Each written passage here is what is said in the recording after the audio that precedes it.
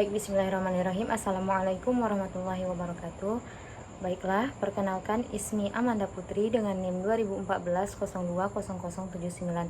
Baiklah, di sini saya akan menjelaskan tentang transfer dan interferensi dari bahasa ibu atau bahasa pertama ke bahasa kedua atau bahasa Arab. Video ini dibuat untuk ujian akhir semester mata kuliah Ilmu Lugha An-Nafsi dengan dosen pengembu Ustadz Rahmat Satria Dinata MPD. Baik, sebelum kita mengetahui apa itu bahasa pertama dan bahasa kedua, alangkah lebih baiknya kita mengetahui apa itu pengertian dari bahasa. Jadi bahasa merupakan suatu ungkapan yang mengandung maksud untuk menyampaikan sesuatu kepada orang lain. Sesuatu yang dimaksudkan oleh pembicara ini bisa dipahami dan dimengerti oleh si pendengar atau lawan bicara melalui bahasa yang diungkapkan oleh si pembicara ini.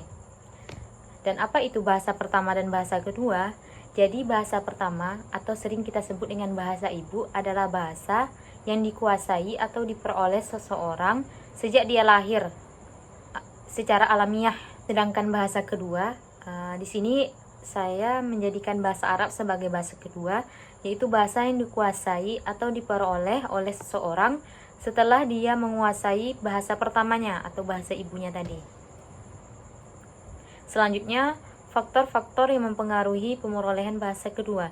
Tentu dalam memperoleh bahasa kedua ada beberapa faktor yang sangat berpengaruh terhadap pemerolehan bahasa kedua ini.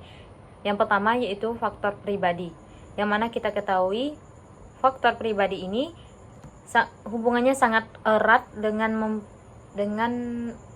seseorang yang ingin memperoleh atau mempelajari bahasa kedua.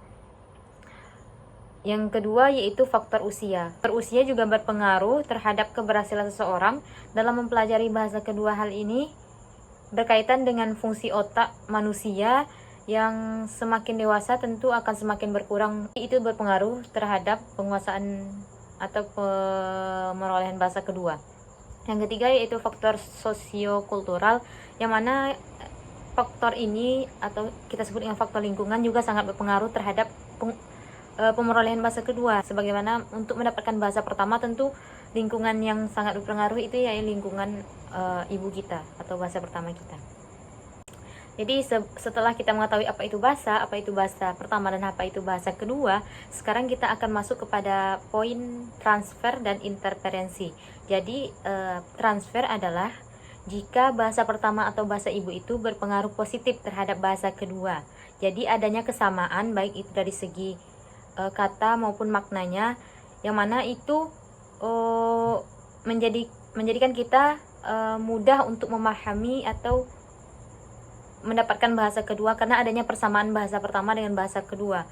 Yang kedua yaitu interferensi. Interferensi ini adalah jika bahasa pertama atau bahasa ibu itu berpengaruh negatif terhadap bahasa pertama, terhadap bahasa kedua, yaitu dengan adanya penyimpangan dari kaidah bahasa pertama ke bahasa kedua, baik itu dari segi kata, kalimat, tarkib, dan lain sebagainya. Untuk lebih jelasnya lagi, Ana akan memberikan contoh kepada antum semua terkait apa itu contoh dari transfer dan interferensi, yang mana saya mengambil bahasa pertama saya yaitu bahasa Minang, bahasa ibu saya, dan bahasa kedua yaitu bahasa Arab.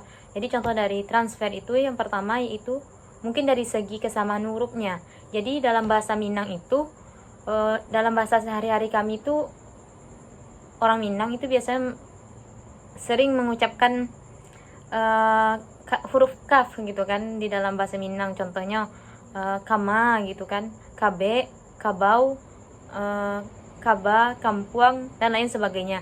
Jadi dengan adanya ungkapan orang Minang yang selalu mengungkapkan huruf K ini, jadi dia dalam mempelajari bahasa Arab ketika mengucapkan huruf hijaiyah, huruf kaf, jadi mudah gitu. Jadi kayak tidak ada mengalami kesulitan karena ada kesamaan antara huruf tersebut gitu. Karena dalam bahasa Minang kan itu menyebutkan huruf K itu kayak mendesis gitu, kayak kama, nio kama gitu kan. Dalam bahasa Arab pun dalam mengucapkan huruf kaf itu harus kaf, kaki, ku, kak gitu kan. Jadi kayak ada kesamaan dan di sini terjadilah transfer gitu kan. Yang contoh kedua mungkin dari segi kesamaan dari makna katanya. Contohnya dalam bahasa Arab itu kan bahasa Arab zakat. Dalam bahasa Minang itu dikatakan zakat itu juga zakat gitu. Contohnya denai Allah membayar zakat. Dafa'tu az-zakah gitu kan, zakat. Saya telah membayar zakat. Selanjutnya yaitu interferensi. Interferensi ini tadi sudah dijelaskan, dan Ana akan memberikan contoh dari interferensi ini mungkin dari segi perbedaan pengucapannya terlebih dahulu. Jadi dalam bahasa Minang itu pada ujung kata kalimat yang diucapkan sehari-hari itu kayak iramanya tuh kayak mengalami perpanjangan. Contohnya dalam bahasa Arab la ba'sa artinya tidak apa-apa, sedangkan dalam Minang da ba'ado. Jadi gara-gara kami membaca sehari-hari itu kayak ndak baado ketika kami mengucapkan la ba'sa gitu, jadi urut sinnya itu panjang gitu kan, padahal dalam kaidah bahasa Arab urut sinnya itu kayak la ba'sa, pendek gitu kan, tidak panjang bacaannya. Selanjutnya yaitu contoh dari segi perbedaan susunan kalimatnya, yaitu contoh saya pergi ke pantai. Dalam bahasa Minangnya itu yaitu ambo pai kata plau. Dalam bahasa Arabnya itu zahabtu ila syati'ul bahar.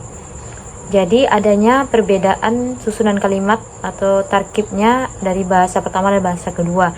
Yang mana bahasa pertama itu dimulai dengan kata saya dan sesudahnya itu kata kerja. Sedangkan untuk bahasa kedua itu dimulai dengan kata kerja dan setelah itu disambung dengan kata saya. Yaitu adanya huruf ta yang menunjukkan itu maknanya saya. Mungkin itu saja materi atau penyampaian tentang transfer dan interferensi dari bahasa pertama ke bahasa kedua, yaitu dari bahasa Minang ke bahasa Arab. Mudah-mudahan bermanfaat bagi antum semua video ini, dan mohon maaf jika ada kesalahan kata dalam penyampaian materi. Ana ucapkan wassalamualaikum warahmatullahi wabarakatuh.